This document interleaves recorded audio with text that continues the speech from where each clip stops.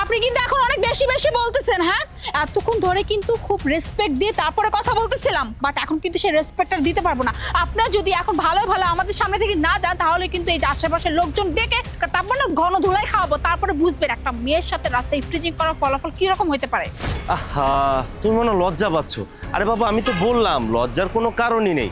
তুমি 50,000 দিবে তো তোমার কোনো টাকা দেওয়া লাগবে না, বরঞ্চ আমি তোমাকে ডাবল 1 লাখ টাকা দিব। ওকে, তাও তুমি আমার সাথে চলো।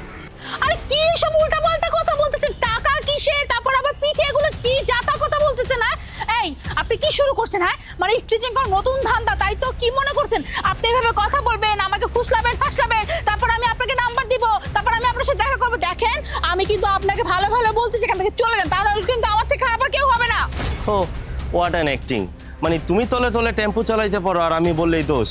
নিজেই তো পিছনে লিখে রাখছো যে 1 রাতের জন্য 50,000 টাকা দিবা। তা আমি তো তোমাকে এটাও বললাম যে তোমার টাকা দিতে হবে না কোনো, আমি বরঞ্চ তোমাকে ডাবল দিব। তারপরও তুমি রাগ দেখাচ্ছ।